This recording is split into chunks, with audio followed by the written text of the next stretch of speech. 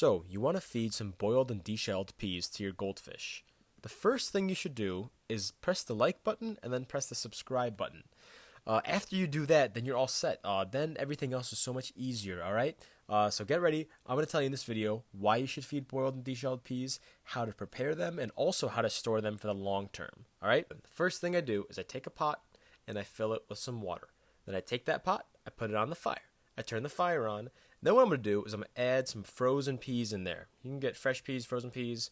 I don't even, they sell fresh individual peas? I don't know. But you get some peas in the pot, get that water going, and make sure that they get boiled. When it starts boiling, let it go thoroughly. Let it boil like 10 minutes. You want the inside of the pea to be very, very soft. You want it to really get softened down. Once you're done boiling them, you want to basically strain them from that hot water. And I like to put them in a bowl with some ice, just because you're gonna have to deshell these peas in a moment, and they're boiling hot. You don't want to be sticking your fingers in some boiling hot water with some peas. So you want to put them in, like, you want to drain the hot water, and you want to put them with some ice to cool them down, so you can basically get on with peeling them.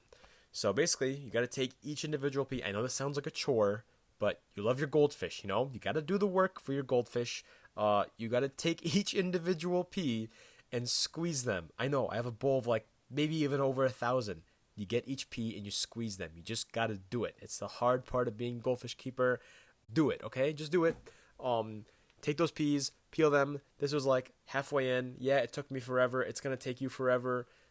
Deal with it. Once you do that, you're going to put it in these ice cube trays.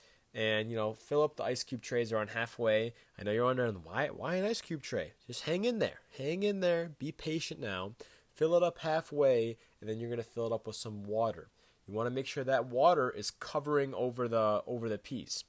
And once you have that, you basically, your peas are boiled and deshelled. Now, you could take some fresh peas and go feed them, but I just made a ton of peas. I'm not going to feed them a whole bowl of peas.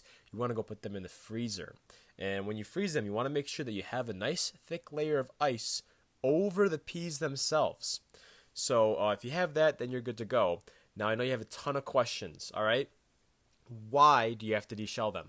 The shell is very fibrous, all right? You don't want a very hard, fibrous thing, because the whole reason we're feeding boiled and deshelled peas is because it's really easy for them to digest. The boiled and deshelled pea, that inner part of the pea, is very easy to digest. It helps them poop out. It's great to prevent swim bladder disorders, gas, bloat, any kind of internal digestive issues. It's really great to help prevent those, or sometimes even help treat them. So it's a good thing to feed occasionally. It helps them poop, and helping them poop can really get rid of a lot of potential problems. No gas, no bloat, no floating, none of that. But the skin is hard to digest, so that defeats the purpose. You don't want to have the skin on there. That defeats the purpose of even feeding them the peas. And then also another question is, why do I put them in an ice cube tray, and why do I put water over the top?